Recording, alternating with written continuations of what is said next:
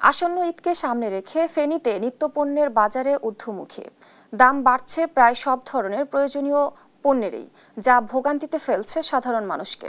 এ নিয়ে বিস্তারিত জানাতে সরাসরি যুক্ত হচ্ছেন সহকর্মী তোফায়েল আহমেদ নিলয়। নিলয়, কোন ধরনের পণ্যের দাম সবচেয়ে বেশি বেড়েছে, আর এ পরিস্থিতিতে ভোক্তাদের প্রতিক্রিয়া ও ব্যবসায়ীদের প্রতিক্রিয়া কি আমাদের জানাবেন? ধন্যবাদ।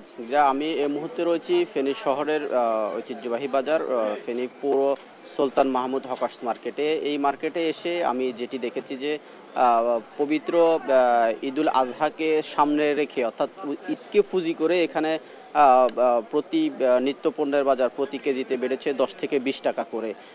আমরা দেখেছি এই বাজারে পেঁয়াজ বিক্রি হচ্ছে 55 থেকে 60 টাকা, যেটি পূর্বে ছিল 45 থেকে 55 টাকা। যেমন রসুন ছিল 60 থেকে 110 টাকা পর্যন্ত। এরকমভাবে কিন্তু প্রতিটি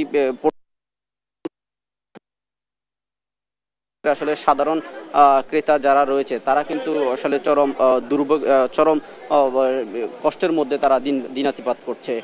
আমরা এখানে একজন ক্রেতা রয়েছে, আসলে তার কাছ থেকে জানতে চাইবো যে আমরা তো দেখেছি যে আসলে সবগুলো পণ্যের দামে বেড়েছে, আসলে কেমন দাম বেড়েছে, আসলে সাধারণ নিম্ন আয়ের মানুষ আসলে কেমন এই দামে চাপে পড়তে হয় বলে আপনি মনে করেন?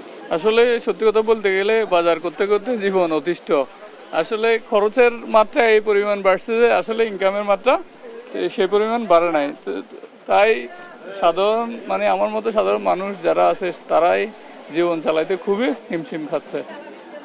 ধন্যবাদ। আসলে একজন শুনছিলেন যে দর্শকের কথা, ক্রেতার কথা, তিনি বলছিলেন যে আসলে সাধারণ মানুষের হিমশিম খাচ্ছে। আমরা একজন বিক্রেতার সাথে কথা বলবো, তার কাছ থেকে জানতে চাইবো আসলে আপনারা নিত্য পণ্যের আসলে কি কি দামে কোন কোন জিনিসপত্র আপনারা বিক্রি করছেন?